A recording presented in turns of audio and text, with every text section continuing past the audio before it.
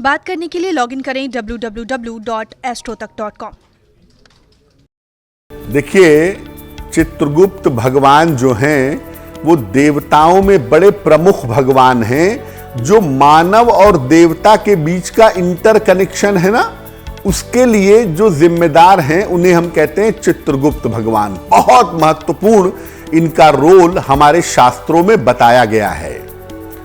चित्रगुप्त जी का जन्म हुआ था ब्रह्मा जी के चित्त से, इसीलिए इनका नाम हुआ चित्रगुप्त।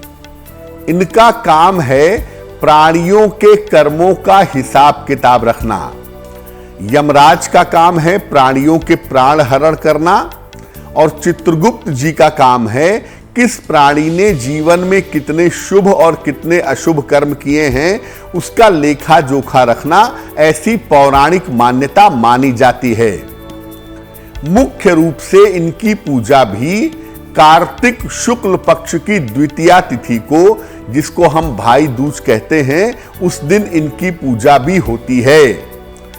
चित्रगुप्त भगवान जो हैं, इनकी पूजा से लेखनी का, लिखने का, वाणी का और विद्या का वरदान प्राप्त होता है। अगर आप चाहते हैं कि आप बहुत अच्छे राइटर बने, बहुत अच्छा बोलें, पढ़ने में आप बड़े मेधावी हो, आपका ब्रेन शार्प हो, तो उसके लिए चित्रगुप्त भगवान की पूजा करनी चाहिए। आप ये कभी मत समझिए कि चित्रगुप्त भगवान किसी एक संप्रदाय के देवता हैं, किसी एक जाति के देवता हैं। परशुराम जी केवल ब्राह्मणों के देवता हैं, चित्रगुप्त जी केवल कायस्थों के देवता हैं, ऐसा नहीं है।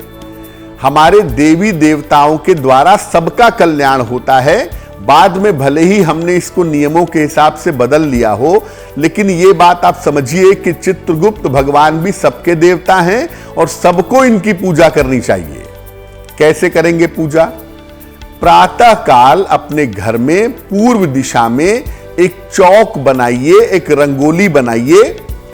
इस पर चित्रगुप्त भगवान के विग्रह की, चित्रगुप्त भगवान के चित्र की या मूर्ति की स्थापना करिए।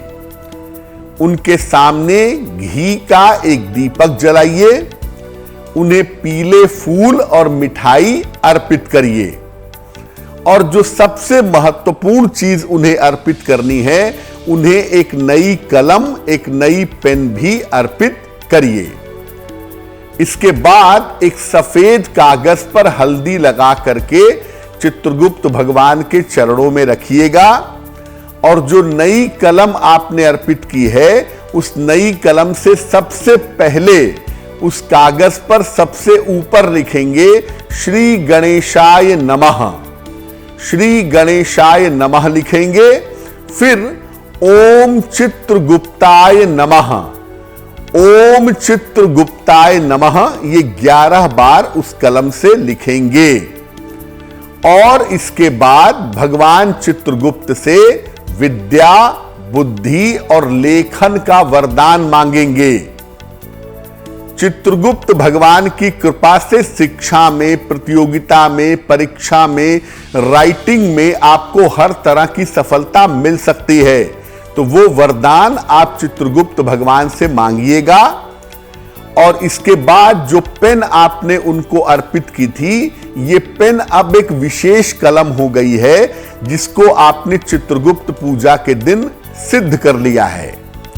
अब आप इस कलम को, इस पेन को अपने पास सुरक्षित रखें और साल भर इसका प्रयोग करते रहें। ये कलम, ये पेन अब सिद्ध पेन हो गई है और इसका परीक्षाओं में इस्तेमाल करेंगे या डेली लाइफ में लिखने का इस्तेमाल करेंगे, आपको विशेष तरह की सफलता जरूर मिलेगी।